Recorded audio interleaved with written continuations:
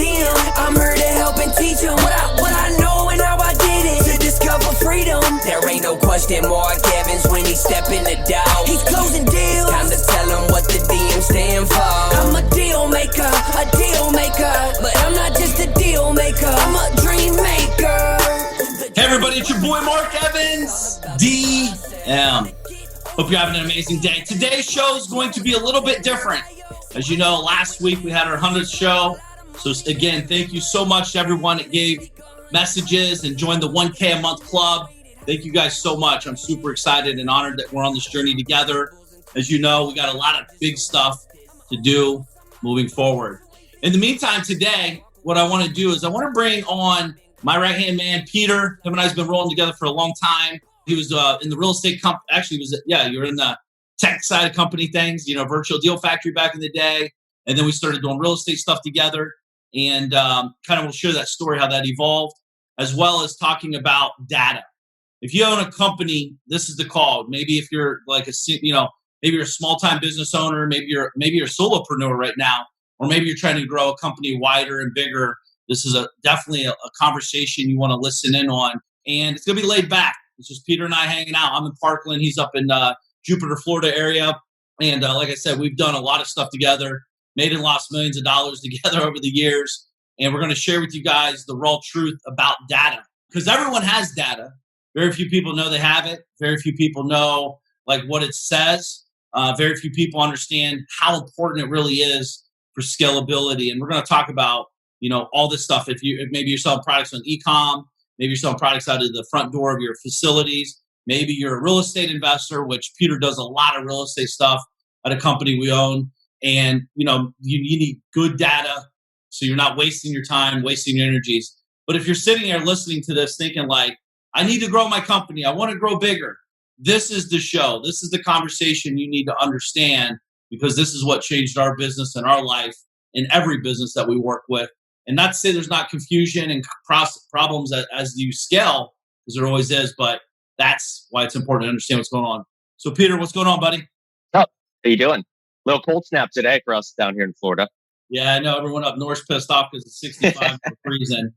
And yeah, no, definitely, man. So Peter, we met, 13, 14 years ago? I don't know. It's been 12 years now. It'll be 12 years in April, I think. Yeah, long Yeah. 12 years. Long time. But no, like Peter and I met, actually, he was doing tech, more like CTO work. We had a website we built out called Virtual Deal Factory. That was for investors. It's like a Facebook, if you will, for investors, where they'd match people up and connect and talk deals. And kind of how Peter and I got started, that's where we started. And then, probably a year or two later, I actually, in my real estate company, I did a webinar. We sold like 200 something properties in a day on a webinar. And I was like, oh shit, that worked really well. And we had no clue how to facilitate it. And then Peter's like, oh, I could jump in and help, build out some basic, not basic back then, it was different, but like a structure where people could pick the plots that they bought because we were selling land.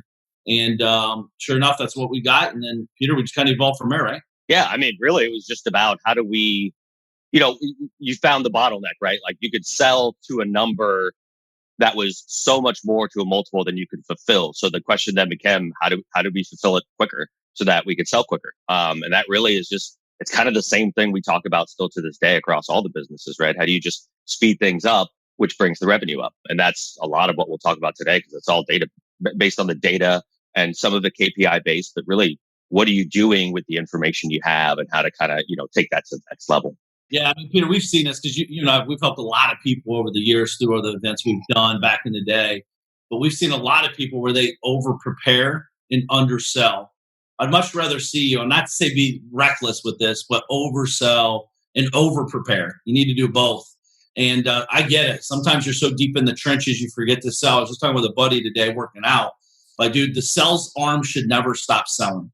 If it does, you're out of business. Everyone thinks I sell dog leashes. No, dude, you're a marketing company first, and your product is dog leashes.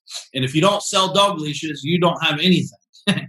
So the way to do that, right? Yeah, and that's really where it crossed over for me, because I was, like you said, a tech guy, systems guy, more an engineer minded, and I crossed over into sales a little bit with some retail experience and kind of boots on the ground stuff, but never the level and the speed that today's world lets you sell at. So that's where it really crossed over for me, and realizing that, like, hey, if you do this the right way, you're selling 24/7. Like, imagine in your head all the time there's things moving that are just going to ching to ching. That's the way you want to set these businesses up. I mean, that's ultimately how you are a business owner. And now you can elevate from there instead of working inside the business. This is back, like, let's just kind of put some timelines on this, because I don't, what we're talking about, guys, there's like real time here. You're saying only 12 years back. I think it's longer, because I was in Georgia when I did that. That was 08 to 2010. So I left in 2010 in Georgia. So I think it was like, it was right. It was 2010, I think, right in there, 09, 2010. Yeah. I remember I was sitting there, like I said, Peter was more like, hey, let's make sure it's right before we do anything. That's engineer mindset, by the way. And that's a lot of people, right? Because they want to get it right before they get it going. And my whole philosophy has always been, you don't have to get it right. You just got to get it going. And I did that webinar, I knew we were going to sell some, but I didn't expect we'd sell 211 or whatever the number. It was a lot. And it broke the system. These are what we call good problems. Like, my problem was, I'm going to have to give people their money back. I don't want to ever do that if I have the product, obviously. But like, if I can't fulfill, you got to give them the money back. But for us, what happened is we actually, like you said, within 48 to 72 hours, we had an infrastructure in place that could facilitate exactly what we sold. It's not, like I said, it's too many people are trying to solve problems that they don't even know exist. And these are what, like I said, these are good problems to oversell. And like, oh shit, how am I going to fulfill that? Yeah, and I think too many people try and, create their system to be perfect. And like, guys, everything in sales is involving a human being. It's never going to be perfect. Like, it's always changing, and we know that now more than ever from the last couple of years. So when you think about that and you want to build these systems that really work the right way for you, they're always changing. So it's more about like, the couple top things that you need to take care of in there and make sure you're designed for. But after that, it's all testing, honestly. It's a science experiment across everything. I think this is going to happen. Let's throw 1,000 into that marketing channel, measure the results. Did that work? Didn't it? Okay, here's our benchmark number. Let's do it again next week. Do we go up or down? And you just start playing with all this stuff. And that's how you really, you create a marketing cycle that's moving with your customer base, instead of like, we're going to design it this way and everybody's going to fit into it. That used to be how things were done. But now these are all feedback loops. Like, we're moving so much quicker now that you could put something out there that's kind of raw, get some feedback, adjust off it, put it out again. It's all iteration. So it's all just doing this over and over again. Yeah, I think, Peter, the biggest thing what we're talking about is, data. Probably one of the funniest things, because, I've talked about this many, many times, is people will come to us. And I'll use real estate guys to talk about this, because we do a lot of real estate. And this also does work in every business, by the way. So when people come to us and say, Mark, I want to scale my business, I want to grow from $1 million to $5 million. The first question we always ask is, how much are you investing in marketing? Notice it's not spending. How much are you investing? And then the second question is, what's your cost to acquire a client? So there's it's cost to acquire a lead, the cost to acquire a client. A lead is just a name, an email, phone number, maybe, or just a phone number, just something, a warm body. And then a client is someone that's converted. And then the next question on top of that is, cool, now that you know how much it costs to get a lead, how much it costs to get a client, how much is this client worth to you? A lifetime value customer, right? How much is the lifetime value of that customer? And if you can understand these 4 data points that I just shared with you, you understand why, why it's simple. It's not easy, but it's simple to scale a business. Because if you come to us, Peter and I, say, hey, I want to do 4 real estate deals a month. We're like, awesome. How many deals a month are you doing now? 1. Cool. How much are you spending? Well, a lot of word of mouth and like $500 to $1,000 a month. Okay. How much does it cost to acquire a deal? It might cost $2,500, let's say $2,500, but you're only spending $1,000 a month. And you're sitting here wondering what you're doing wrong. I need to talk to more people. I need to do it. You're right, you do. But you need to market to talk to people. People aren't just walking around saying, hey, motivated seller, hey, I need to sell my house, right? So if you need to do 4 deals, it's just basic math. It costs $2,500 to acquire that deal. I need to do 4 deals. My investment, I need to be spending $10,000 minimum every single month, like consistently. And if you get consistent with that, you start seeing your numbers start scaling up, because now all of a sudden you're starting to gather data. And then you're looking at how, obviously you need to know how much you're making per deal on average. Let's say if you're making 10 grand a deal, now you're spending 2,500 to make 10. I mean, Peter, that's what we do all day, every day. I mean, all you're talking about is ROIs. So now you're just getting to, what's my return on my marketing spend? Different businesses call it return on advertising spend, different terms across it. But all these things, all these KPIs that are floating around your head, they all mean the same thing. So in the real estate marketing world, it's really simple because you're spending marketing dollars to get to that deal. It's a pretty simple, A to B point. You're not looking at lifetime value as much. You're just looking for like month to month. How do I keep churning out that return? And there's two parts to the problem always that a lot of people miss. So there's the spending part and are you putting enough into your system to get out, to have a chance to get out what you want? And then there's the optimization part. So many people are lost in like trying to optimize before you're even putting stuff in there because they're so afraid that like, oh, I'm going to spend money and nothing's going to happen. And, like I kind of get it, but then like, how do you think you're going to grow if you're not willing to start to push the limit on some of that stuff? And, if that's the issue, figure out how to gain some clarity on what's happening in your marketing. So now you can spend with some kind of confidence. Yeah. I mean, I think the thing is, again, there's so many people are frustrated. Like, why can't I grow? Like, if you guys see guys like Peter and I, and you're seeing us scale stuff almost effortlessly from outside in. By the way, there's a lot of effort internally, so don't assume that we're not doing anything. But what's really happening is we understand that we're in the marketing business first. And to be in a marketing business successfully, you have to understand data. And if you want to understand data, you have to reverse engineer where you want to go. Again, I want to do 4 deals a month. Cool. $2,500 to acquire a customer. Cool. I need to invest 10 grand a month. Done. Now I have that allocated. That's all I need to know. It's in motion. There's a lot of different ways. You can do direct mail, voice broadcasting, text broadcasting, cold calling. There's a million different ways to do it. We're not saying, hey, this is the only way. That's a whole nother conversation. But your data would tell you what to do, by the way. And sometimes, this is very interesting, Peter, too, and you know this to be true, is like you might spend $3,500 on one channel in marketing, let's say texting, and then you might spend $1,000 on cold calling. But that's phase one of the data. Phase two of the data is how much are each one of those leads bringing into you in dollars in revenue. So let's say if I'm spending $3,500 on texting to get a deal, but I make 25 grand because it's a little bit different plan, a little different list, a little different type of audience. I spent $3,500 to make 25 grand, but over here I'm spending 1,000, but those deals like are 7,000. You know what I mean? So I'm only getting a very small 1,000 to make 7, or would you rather spend 3,500 to make 25,000? Right. So these are two separate pieces of data that you need to start understanding. Well, really, the answer to that question isn't even about, hey, I want to spend more. That's what you're trying to solve. The question now becomes about the next step. Like, okay, you have all these channels you can run. What are they outputting for leads and what can your team handle? Because a lot of people do that the wrong way as well, right? They just pump money in the front and then they're like, oh, well, I did it. I quadrupled my spend and I got nothing good out of the end result did not multiply. Well, what happened in the middle and between there, right? Did you you quadrupled your spend, but the one person you had, they didn't quadruple and they were already overloaded. So that spend kind of, didn't get dispersed the right way. So you have to watch how this stuff works together. But this is what we're talking about, where everything here comes down to a simple metric at each one of these steps to where you could say, okay, that doesn't look right. Now you know where to dive in. That's the way you kind of like step back and you run this stuff. And now we always like to say, step back and imagine you're in front of a whiteboard and you have each of your marketing channels with these key data points. And you say, okay, I want to spend more now. Where do I put it? Do you put it all in one channel? Do you spread it across each one?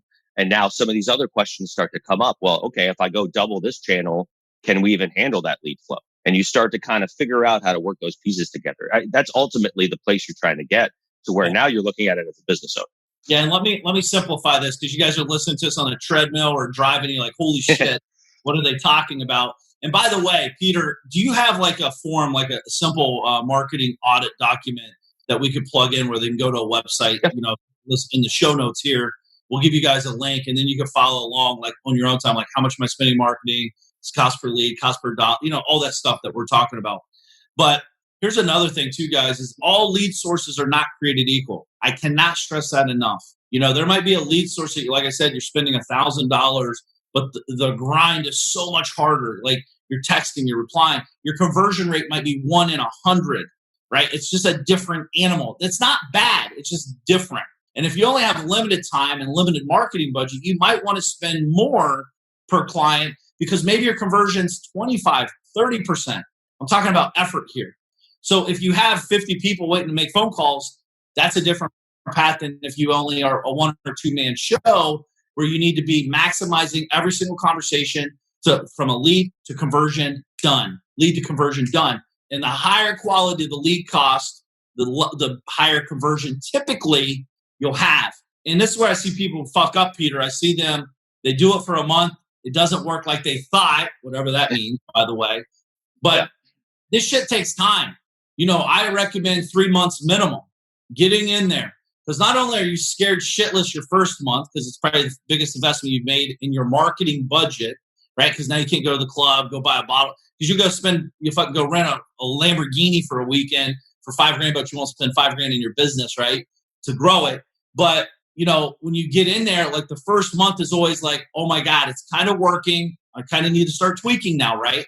So Peter, you deal with this in push button CMO all the time. Like what's your ideas and thoughts on this?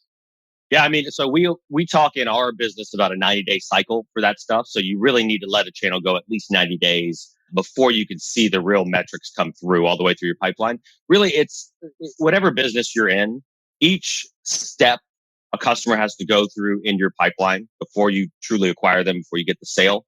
Each one of those steps has a different kind of timeline to them, right? And a different metric inside there. So that's really, you just have to align it to your success metric, right? So if you're a real estate investor and you run stuff for a month and your success metric, what you're looking at to tell if it worked or not, is deals, that's very rarely going to come out well, because it's hard to close it. It's hard to have the conversation, develop the relationship, get it under contract, check the property, sell it, and get that all closed out inside of 30 days. So that timeline to that metric is especially the retail side. So, that the timeline and the metric are misaligned, versus if you're looking at it inside the first month and you say, okay, how many leads did I get and how many of those did I talk to?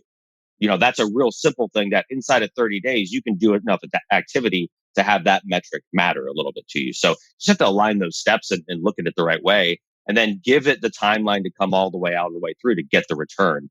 And like you said, so many people jump in and start tweaking right away, which I'm not going to say don't tweak. Some things have to be adjusted. The problem is you're tweaking without understanding what the metrics are even telling you, right? Or you're tweaking based on a metric that hasn't had time to happen yet. So you're ending up adjusting, thinking you're trying to make it better, but you're actually making it worse because you're doing it off of the wrong visibility. So just let it run. I mean, you had a reason, again, like a science experiment. In the beginning, you ran it because you thought something was going to happen. Give it the timeline, set it in the beginning, give it the timeline to let it happen, and just watch your sub metrics along the way. Well, real quick here, back to tweaking. The biggest problem is typically people go balls to the wall out of the gate. They spend 10 grand, they get all excited, and they think they need to change everything. The problem is you don't have any handles. You don't know what's working. Don't fix what's not broken. And run new business, run a new marketing channel to the model that you have in place, and then make tweaks one at a time. Because the problem is if you tweak 5 things at once and something breaks, you don't know which one was wrong or right because you tweak too many things. This is just like sales copy. When your sales copy, there's a thing called the handle. This is the one that we're using, or pulling we already have data. We already know what this produces today. And we know, and then I'm going to change the subject line. I'm going to drive 10,000 eyeballs to the thing. Subject line change now increases by 0.5%. Cool. Now that's the new handle. And then, okay, now I'm going to change the call to action button from pink to blue. Cool. It deteriorated. Okay, well, change it back to fucking blue because it's working better blue than pink. If you try to change headline, button, call to action, video, do this, do that, now all of a sudden it bombs and you're like, that fucking marketing channel sucks ass. Yeah. Right? That's always the marketing channel. It's clearly not you because you made all these edits. It's the marketing channel. No, man, you got to slow it down. You got to take it one at a time. Well, these are directed, you're doing intentional tweaks, anticipating an outcome, and then measuring if that outcome happens, right? So okay, we're going to tweak this one little thing and it should increase open rate. Cool. Run it for a day. What happens? Did we increase open rate? Cool. What was the multiplier? Let's see if we can multiply it again. Change it again. Nope. We went down. Okay, let's go back. And then you just micro tweaks. You're just trying to optimize. But, again, that's tiny optimization. People are trying to solve everything, like you're saying, and one, flip a switch and solve it all. It just doesn't work that way, guys. It's a moving, the way I like to think about marketing, again, because it's human based, it's just constantly a moving organism. It's growing, moving around. You have to get smart about how you do stuff. Those are the tweaks, figuring out language or a little bit of copy that changes people's reaction a little bit, gets you a little bit different response. These are tiny little micro tweaks you make along the way, but that doesn't change like you're running the channel for 90 days. These are small things that you plan on doing. So probably the best way to get your mind around it is if you're going, I want to spend 10 grand on this channel right now, back off and go, okay, how much a month do you want to spend for the next 3-6 months? Yep. Set it up that way. Start that way. Once you go run the first month, if you see stuff working, then you can increase. But if you just go balls to the wall month 1 and month 2 comes around and now you can't pay for it, like that's not the right way to run these marketing channels. That's a common mistake people make. Oh, yeah, we see it every day. I think too, another thing, most people listening to our voices, you need to get better on the phone. You need to get better at communicating, because the thing is when you're doing cold marketing conversations have to be a little bit tighter. They have to be a little bit stronger. You have to be a better listener. It's not like if Peter says, yo, Mark, here's the deal. Boom. He's already established relationship, word of mouth relationship. He's already built me up as the solution. With cold marketing, to get to warm prospects, you have to understand that you have to build a different rapport. It has to be tighter, has to be, hey, what's going on? They don't know who you are. You're a brand new person in their world. So most of the time too, most people suck on the phone. They suck at conversations. And then that's just one piece. How quickly, if the phone rings, are you answering it? And if so, what are you saying? Or is it going to voicemail? If it goes to voicemail, what are you saying? And then the second layer of that, how quickly are you replying back to them? Because a certain marketing channel, typically, I don't know how you guys buy, but how I buy is when I want something, i.e. to solve a problem, I call until someone answers the phone. So the marketing may be working, but the problem is you're not fucking working because you're out playing around. So therefore, again, what they do always, Peter, they blame it on the marketing. No, it's a very common thing. There's kind of two big pieces to that you're talking about. So like one of the common things we see is, in the real estate side, you're trying to get in touch with smaller investors. And a lot of these investors have full-time jobs or other commitments, right? So most businesses out there, we want to be a business, so we're going to do this the business way. What do? They have their teams calling from 9 to 5 every day, right? And they're like, oh, none of the channels work. Like nobody's answering the phone. Well, no shit. Like these people are working. Like you're targeting the right people clearly, because if they're at work, they're going to have some kind of financial issue at some point, right? They're not stable enough to be answering the phone between 9 to 5. That's a great thing. That actually points to your marketing is getting to the people you want, but you're just not touching them the way you need to get the connection. So again, it's like it's focusing the process on the wrong metric. The metric is increase the connection rate. If you're having an issue, it's not the leads. Increase your connection rate. Cool. What happens then? Like as you talk to more of those people, what's really going on inside there? So it's a simple solution. You start calling from 6 to 8 p.m. during the week. And here's the best thing. How long have we been saying this for? Like 12 years? Like call on Saturday.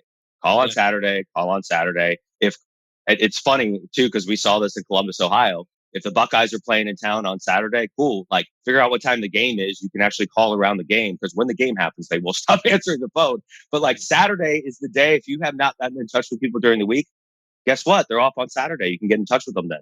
A lot of people don't call on certain holidays because they're afraid to. There's ways to do those touches the right way. Obviously, I'm not saying bombard them, but like you have to start aligning the process and your actions for the success you're trying to get out of these marketing channels. I mean, dude, in all seriousness, everyone listen to our voices. Most people suck at marketing. They're pussies. They're playing the game of fear. Like, what if I lose money? Hey, fuckwad, you're going to lose money. I guarantee it. But you're going to make way more money than you lose. Peter, we still lose money. We spend money on marketing. Marketing fucking blows up. Something breaks. This doesn't happen. That doesn't. We've sent out direct mail postcards with the wrong fucking number on it. It happens. Yeah. It's called life. But guess what? We didn't stop. We didn't quit. We found the problem. We solved the problem. And we went on to make millions from it. That's how winners win. And too many people pussyfoot around talking about, because they're afraid, because you think marketing costs money. It will never cost you money if you have a plan, if you execute the plan. And not only that, most people, again, you have to get better at communicating via text, via phone, via in person. Stop going for the fucking jugular on the first conversation. Hey, Peter, what's going on? Peter, this is how I talk. This is how we do it in the real estate every day, in any business. What's going on? Not like, tell me about your house. How many bedrooms? What's the carpet look like? What's the roof? Why are you selling? How much you want? Boom, boom, boom, boom, boom, boom. Like, it's not a fucking script. Be a human. Have a conversation. Again, the marketing, like, I see it so much. And you come to the other point I was hoping we'd circle around on is understanding when you're calling people and talking to them based on what you're saying to them, how they're reacting, what it really means. Because people do this wrong all the time. And we'll talk about that with wrong numbers or not interested responses. The marketing is there to start the conversation, to get the spark, and then open that door slightly to enable you to start the relationship, not bang in the door and go close the deal, right? So you have to start that relationship with the marketing piece. And all that comes down to your follow-up. So when Mark's talking about that energy you have in marketing, that you're afraid, if you're afraid in follow-up, if you're not chasing after people constantly and not taking no for an answer, we'll talk about what that means in a second. It's the same attitude. You're not going to win in that game. This phone game of follow-up, 80% of where the deals are happening is all in the stuff that's already in your pipeline. It's not from the new marketing. The new marketing is just continuing to feed that. It's all sitting there in the follow-up, and everybody does this wrong, right? They'll call, leave a voicemail, but not send the follow-up text. Well, why? Like, why would, in this world, with the way people communicate, if you really want to talk to that person, why aren't you sending the text? Right? So take a step back. Like, I don't know what to say.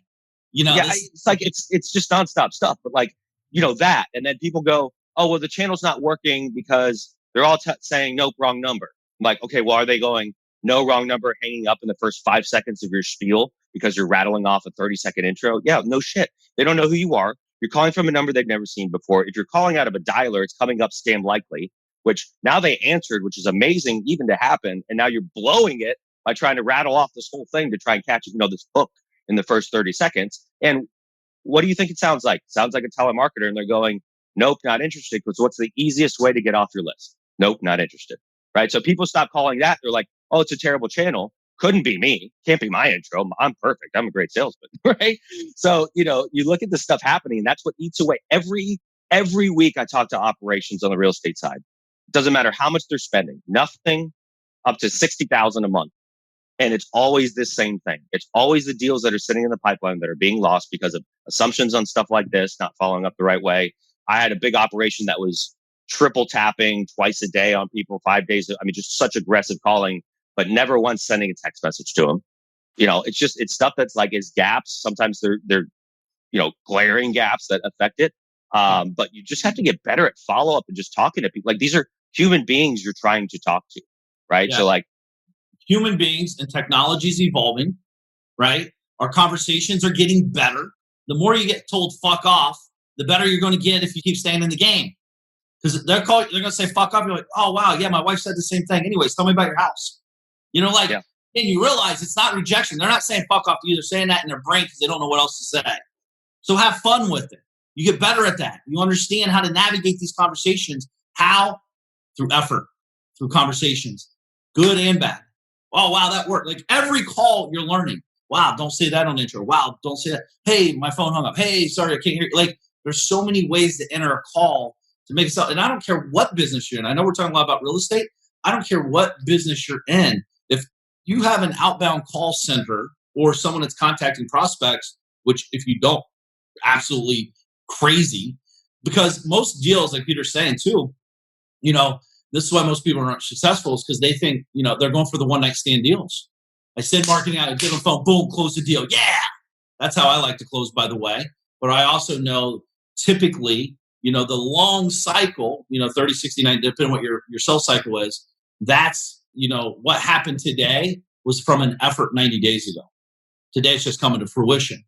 So that's why you need to have lifetime value of a customer. How much is each customer worth? If you really want to get real serious in e-commerce world, or any business that is selling real product, insurance, etc., the question is, how much can I spend?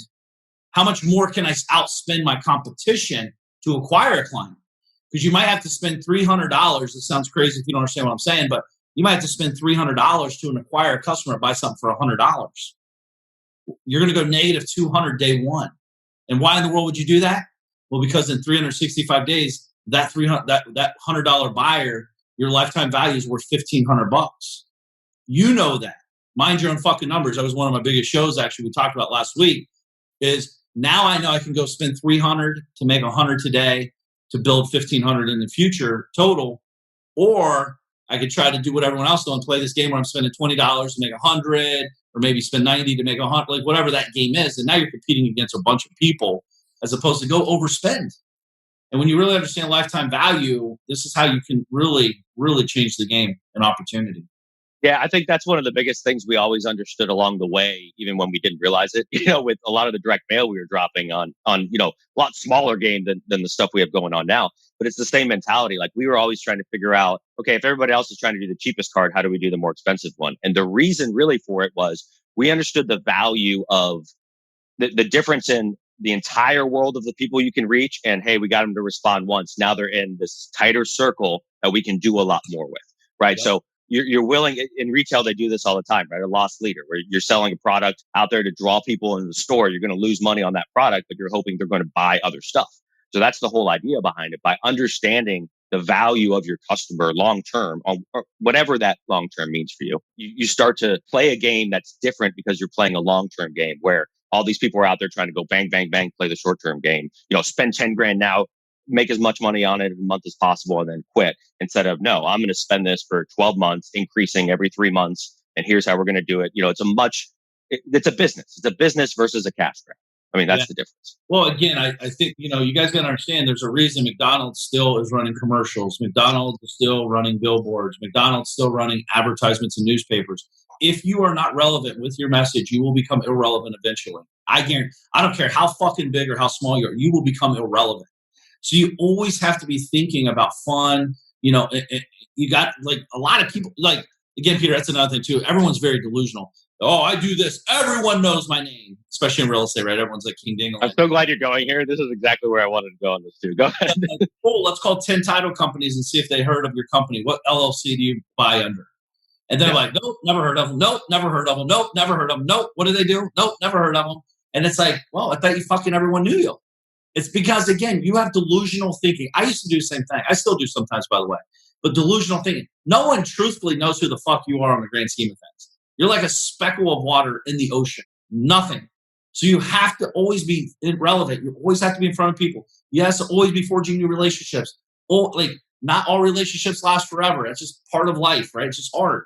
So you got to always be constantly plugging in new people in your life. We're in the impressions game. Like, it's all about, that's the world we live in now. It's all about how fast you have to do it. What's the time cycle you can get away with, So like, if it's specific channels like text, cold call, stuff like that versus PPC, like, it's all about getting in front of people as often as you can where they're actually going to see the message. And then what's the message that's going to work? That's the whole game we play in. That's why text is, listen, guys, the stuff the biggest companies in the world are doing, they're doing it for a reason, right? So they're using these channels for a reason because of how those costs work out in the impression game. You just keep getting that message in front of people and you keep acquiring them. On a real simple scale, on the delusional piece, there's also a piece to just assuming that like everybody's seeing what you're sending, right? So I see people do this all the time. They send an email and like, one, you're assuming their open rate is accurate, which we know that doesn't give you everything. But like, you're sending a message out, you send it 5 times, and you're like, oh, anybody who wanted to respond to it has already responded to it. It's like, no, dude, like, people are busy. They're not seeing it. Even if they open it, they're not reading it. Like, there's so much going on.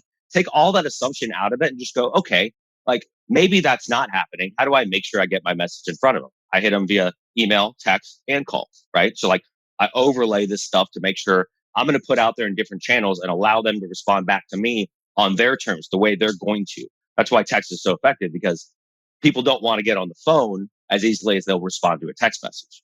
So these, like, you have to start looking at these things and like take the assumptions out and it's just actions and impressions. You just got to keep hitting people with good messaging and then start testing, start adjusting it a little bit. That's it. In every game, in every marketing channel, it's the same thing. Yeah. Here's the thing is, guys, again, because you guys are on here on the DM, the making of a DM, the truth is you need to be spending 6 figures a month minimum on marketing. If you're not, you don't have a business, and I know it might sound like very rude or brash in your face. The reason is because it fucking is. You've been playing small. I remember going to all these events and all these guys are like, dude, I'm doing this now, I'm doing this. They're just bouncing around. And I always ask, like, how much are you spending on marketing? Oh, I'm a word of mouth business. I'm like, so you have no business. Word of mouth is not a business model strategy, by the way. Stimulating word of mouth is, right? I can have word of mouth. I'm not saying that's not amazing business, But how do you stimulate word of mouth? Well, I could direct market. I could market to the people that I've done business with to get testimonials, send them money trees, which we do, Peter, send them all these things for social proof. Like, hey guys, thanks for the money tree, blah, blah, blah, follow direct skip, boom. Right? That's how you drive different types of eyeballs. But at the end of the day, when I'm talking to someone, I'm like, how much are you spending on marketing? They say $5 grand, 10 grand, or 50 grand. And yet in the same breath, they're complaining about their business isn't growing. My natural question always is, well, when's the last time you scaled your marketing? They haven't. If anything, they've actually pulled it back, right? I fired a company back, this is a long time ago, when we were having tough times financially as a company. And the first thing they said, we got to cut is marketing. I said, you're out of the fuck up. I fired them right there on the spot. Why? Marketing is never an expense. It's an investment. And if you truly believe that, you would invest accordingly. Because if you could put $1 and get $10 back, why the fuck wouldn't you be trying to ask to do this? How many times can I do it every minute? Right? Yeah, I mean, honestly, it's like what actions can we push a button today or take today to increase revenue? If you're a word of mouth business, you got nothing. Like, what are you going to do? Call people and be like, hey, can you go start talking to other people for me? Like, that's not going to work. I was curious. In the beginning of this, affiliates, right? So affiliates are an interesting part of this because people don't consider them marketing, but when done the right way, I mean, it's tied to a commission piece to where they're driving sales for you, right? So that is a way to now, if you have an affiliate network that drives consistent sales for you, and now you can take action and activate that network, that is a marketing channel that you're able to activate to increase revenue. So it's just about what can I do right now to increase revenue, to cause a bump in revenue. And that's all your marketing. Yeah. And all this shit, like, Peter's saying, like, say if you're sending an email out to your prospect list to stimulate conversations and you're getting a 10, 20% open rate. By the way, that 20% open rate is amazing, right? So it means 80% did not see it. It's not like people are sitting around saying, oh, can't wait till Mark sends that. Oh, Mark, come on, Mark, it's been a minute. No, they're fucking busy. They got kids, they got life, things are happening. However, if it's a very important message, maybe you're trying to raise money, maybe you're trying to sell a deal, maybe you have a special offer going on that you have limited inventory and this client typically buys this kind of stuff. Maybe what I would recommend is you take your email list, you scrub it and get phone numbers as well, and just shoot a text and or ask for their cell phone number and the privilege to do this, by the way. Everything we're talking about is legal. Do it the right way. And you send them and say, hey, Peter, I just shot you an important message. Check it out via email. That's it. I don't have to say, hey, Peter, this is Mark. I've worked really hard to do it. Don't over talk it. Just give them a quick heads up. Think you're texting your buddy. Yo, Peter, check your email. Done. Right? They know it's from me because my number's on the thing. But like, hey, Peter, it's Mark. Check your email. I got you something. And then now all of a sudden you're like, damn, stop, check email. I'm in or I'm out. Cool either way. But you would see your open rates drastically increase just with that one strategy. Yeah. So, same thing with, so again, that's how do you use the data, just like I was saying, right? So how do I give them an impression on different channels? So how do I use the data I have and what I'm trying to do to now get another touch on them? Same thing with, this is something that's working really effectively for the guys on the real estate side is going in, skip tracing, getting emails. And we know they're not all good, but they're not emailing them out where you have to worry about scrubbing them and bounce rates and all that. They're just loading them in to Facebook targeting stuff and letting the PPC work that much better for them where it makes sense, right? So that's a very cool thing they're starting to do. That's using the data in a different way than how real estate investors have been using it in the past. So that's very cool. You start to see guys overlay channels, right? So like where before you only did direct mail, now what you do is you hit them direct mail, and because you're getting a phone number, now you text them as well. Hey, did you get my card? A week after it goes out or 2 weeks after. So all these pieces come down to like, what do I have for contact information and what am I missing? How can I get it and now complete the circle of communicating with people across all fronts? Exactly. And stop being a chicken shit. Get on the phone. It reminds me. This is a true story. When I was 18 years old, my parents used to get the Sunday Dispatch. It came Saturday night at 10 p.m. True story. And, back in the days before internet existed, kind of like it does now.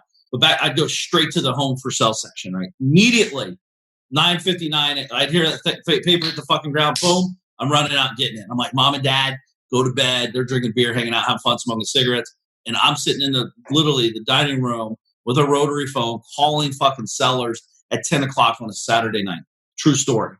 Like, you got to put yourself in the customer's They literally just Yes. paid $50 to run an ad in a newspaper to sell their house.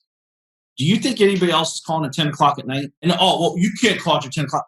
The fuck, dude, they just ran an ad. They obviously are motivated to sell. If I call them and they say, F you, they're not motivated. Cool. Sorry to bother you. Hey, it's calling about your property. F you. Cool. Hey, it's calling about your property. Yeah, thank you for calling. I can't believe you're calling so late, but wow, I really need to sell this today. Awesome. Now I'm in the game. I'm the first contact. I'm the first person that called them. I'm nice. I'm professional. Like, dude, like people, they're like, well, I don't call at 7:30 because I'm kind of busy. Dude, it's not about being convenient. It's about being profitable. And one more thing. Yeah, go ahead, Peter. Sorry. Yeah, on that, because that's something that really kind of sums up a lot of what we've talked about, and what I see is that too many people are designing their sales processes, marketing processes, all that kind of stuff without the customer in mind. Like thinking about who's the customer, how do I get through to them the right way and value add to them, right? So like that first and foremost, if you step back, think about that. Am I designing things the right way? All this other stuff makes sense. How do I hit them the right way? Do I send a text to it? When do I call them? All that stuff makes sense. And then take however you're feeling about it and just get a little bit more aggressive with it and see what happens. And then a little bit more aggressive and see what happens. Like that's the problem is people just don't push. Take what you're doing and like do all those actions in 1 week instead of 6 weeks, right? Yep. If you're a very simple example, I see guys doing list marketing and they'll go pull a big list and contact it over 9 weeks. And it's like, cool, how do you do that same activity in 2 weeks? Because what's going to happen? You're going to speed up everything, revenue, conversations, all that kind of stuff. So you have to kind of start looking at things that way. And then ultimately, guys, like the marketing, no matter what you're doing for the marketing, none of it is going to work if your sales process and your follow-up process isn't tuned into getting to the person you're trying to get to, right? How many times do we have to call them to get there? Cool. Do we call them one more time? What do I have to do to get in touch with every single person that is in my CRM, right? Without fail, nonstop. Even if they say no, I'm still going to check in with them 3 months from now because conditions change. Understanding that like the people that you're afraid to run into, to talk to, the angry ones that just emotionally outlash on you, those are the ones that are the best customers. Like those are the ones you need. If they're a motivated seller and they're yelling at you, guess what? They're not too happy with their life. I don't want the guy who's sitting by the pool in Florida. I don't want Mark to be the investor I have to call to convince to sell me his property, right? That's going to be the hardest sale. What's going to be the easiest one is the ones like, fuck you, dude. I can't deal with you right now. Don't ever call me again. Cool, man. Listen, sounds like you got a lot going on. Apologies, didn't mean to intrude. If that's the house, if this is the house you own, like I'm really interested in buying, no matter what the situation is, I can help you out. Like that's a human to human touch that a lot of people don't do. That just go past the bullshit, put that piece out there and see what else is there. Those are the best deals always. And those are the ones everybody is like too afraid to call, too afraid to ask the next question, whatever it is. The emotional outbursts are the ones like, don't be afraid of those. Those are the best deals out there. Learn how to navigate them. You'll be one of the best rock stars on the phone right there. Yeah, I mean, listen, like you said, you're almost like a psychiatrist. You like, let them talk, let them vent. The more they talk, the more they're telling you. They don't even know it. They're just venting. And I'm just sitting back like, yeah, noted. Yep. Yep. And all I'm doing is going to use this on the crafting of the message to the next conversation and moving forward. Yep. Like Peter said, it's like, wow, yes, you do have a lot going on. I would like to make your life a little bit easier by taking over this property that you have, that you posted, blah, blah, blah, blah. Like, there's so many ways to enter that. It's like, listen, I'm not for everybody. I move pretty quick. I might solve your problem way faster than you want to solve it. You want to sit there and talk shit about for the next 5 weeks, or do you want to knock this out in 5 days? I'm already assuming that's called assumption selling, by the way. So, I mean, there's a lot of stuff here over the last 26 years I've learned. And another thing, real quick here, another problem I see a lot, and Peter will roll here in a few, but is, when you're talking about PPC, by the way, it means pay per click.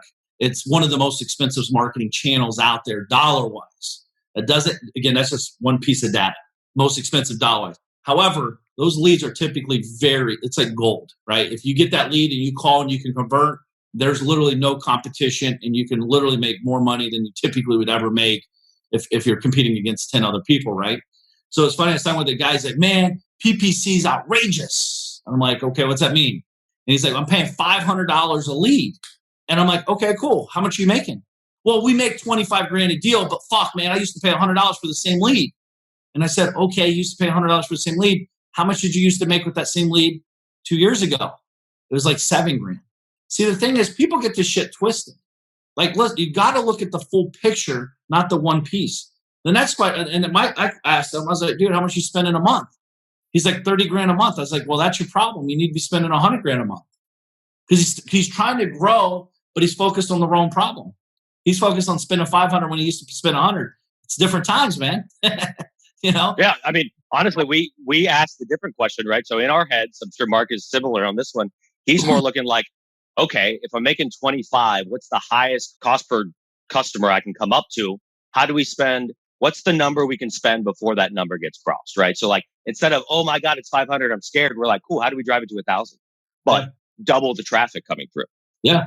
And not only that, dude, you literally squash every competitor in your marketplace competing. Yeah. You're freaking out about 500. Could you imagine what some other small-time investors doing or other person that's investing in marketing, like marketing against you? Like, dude, you'll smoke them because you know your data. Data gives you confidence. Data gives you direction. Data gives you swag. That is going to bring. By the way, you get this shit data, and you're going to have better employees. You're going to have better staff. You're going to have a better team. Why? Because they have opportunities to make more money. Playing the game that most people are playing, the reason you can't hire good people is because you don't have fucking any opportunity for them to grow and scale. Because you're playing small. You're pussifying the opportunity because you're scared. Quit being a pussy. That's the ultimate goal today, right? Quit being a pussy. Step your marketing game up. It is scary. It is going to fail. It is not going to make you money sometimes. But if you stick with it and you start working and understanding real marketing, I promise you, you will make more money than you've ever thought possible because you understand marketing. I don't care if you're fucking selling coffee, real estate, dog leashes, art. It doesn't matter. It works once you understand how it works. And that's what's cool about this. So, Peter, I know you have two companies, Push Button CMO and Direct Skip. Can you talk about like Direct Skip, what that does? That's mostly for real estate investors and some other industries. But just give a quick synopsis. Yeah, I mean, Direct Skip. So for real estate investors, you guys know that mostly as List Builder and Skip Trace. So, going in, targeting the neighborhood you want to find a property in, or cash buyers in certain neighborhoods, building a list off that, skip tracing it, getting phone numbers, email addresses, reaching out to them. So you guys kind of understand that already. The big value add for you directly is we hit really corporates, LLCs, trust better than anybody else out there. We constantly test it. So that's massive for you. And really just the level of data. So we've tested this data for 3-4 years, really longer than that, because this goes back to using ListSource 8-10 years ago, but tested it, gotten to the most premium channels all the way up, and just gotten the best collection of data to put that stuff together. So that's the easy one for real estate investors. If you're outside of real estate investing, what's cool about it is really anything you're looking for in terms of either phone numbers or email addresses, we can help in some way. So it just becomes a matter of what data do you have? What do you try to do with it? We've been helping a lot of different industries now do different things. So, guys in call centers that are trying to access different customer bases, but we can source the data using their input lists and different things. So hard conversation to have here on that level, but we could probably open up a way for, if you guys are in real estate, we'll make it really easy for you to get access to that system. It's pretty straightforward. If you're outside, more to set up a call and talk about KPIs, these other things, or maybe how the data can be used in your business. We're always looking for different applications. So the data we sit on is super, super powerful. The contact data is like 99.9% accuracy. It's credit bureau source. So it's constantly updated, constantly refreshed. And then the property data we have is updated every morning. So it's, this is highly, highly accurate stuff that lets us get in touch with sellers and buyers of all levels. So even up to big hedge fund buyers and corporations pretty easily. So we're even testing it right now with some companies outside of real estate that have done business in another industry where we can kind of back source their contact info and get in touch with their CEO. So very powerful stuff. There's a lot of different uses. And that's directskip.com, right? That's the domain. Yeah, that's directskip.com. If you guys just go to directskip.com and sign up for that, you'll get the normal package. You'll get some free hits in there to test around with it. And again, anything from there, you can reach out to us in any kind of special application. We can definitely help you out with. Yeah. So again, for being here, Peter, how much free traffic are you giving them? How much free skips? Yeah. So you guys will get 500 free skips and 500 free property downloads just to get in there and get rolling. And then, if you're a power user and you're doing 100,000, 200,000 a month, once you sign up, reach out to us for sure. We'll talk about that. What's that? In skips, not skips. Yes. Yeah. In skips. Yes. In skip traces. So 100,000 records, 200,000 records. Some of you guys are doing that. If you've got platforms, so we've got an API on that system as well. So if you've got a platform or you've got a custom Podio solution, stuff like that, all those things can be tapped in via API to us to get that information as well, which is super powerful. So we serve a bunch of different platforms out there that you know of. I don't want to say it, but we serve a bunch of them. And then even down to, personal CRMs that people are kind of doing and looking into. So again, the whole idea behind direct skip is what I wanted to do is take the data question out of it, right? So like there's so much going on that you're trying to figure out in marketing and your processes. We talked about so much of it today. How do you just eliminate? There's so many little things that you can tweak that you're trying to figure out in all these things.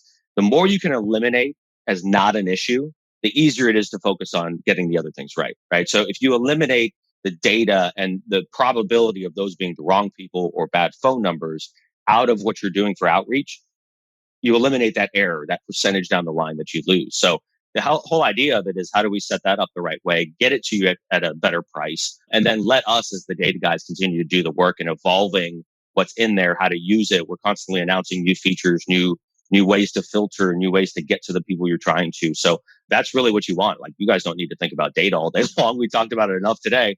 Use somebody like me, use somebody like us that is in that all day long in the back end, looking at, what we have, what we can take action on, and figuring out a solution for you on how you can use that in your business. That's what I do with a lot of big companies now. Well, if they're spending $3,000 to $5,000 a month on marketing, Peter will get on the phone with you for 15 minutes, do a quick rundown audit of your marketing path, give you a couple of tweaks. It's free. We're not charging you for it. We want to be a value add to you. But, there could be an opportunity that you plug into some of the stuff he has to offer. We call that push button CMO, where he's kind of like the chief marketing officer of your company. Like I said, he's spent many millions of dollars and of spend, not counting earning, of understanding the data. So he could actually come in there and help expedite everything we're talking about. And as you guys know, we're all about buying time. This is the fastest way I know to buy time. I'm more Kevin's DM. I'm here to help and teach him what I know and how I did it to discover freedom. There ain't no question more Kevin's when he step in the door. He's closing deals. Time to tell him what the DM stand for. I'm a deal maker, but I'm not just a deal maker. I'm a dream maker.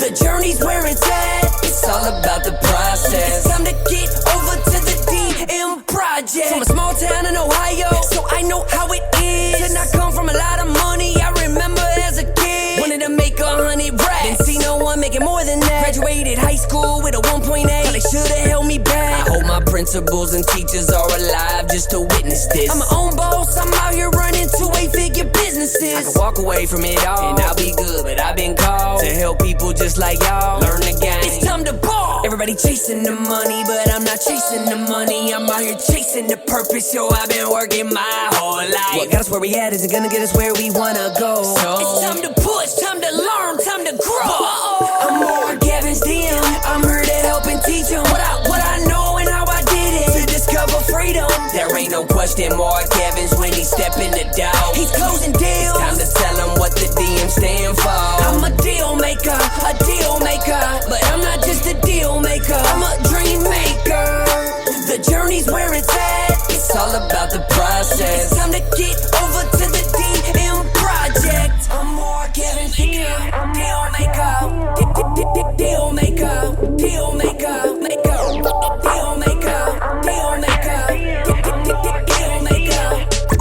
DM project. This is thepodcastfactory.com.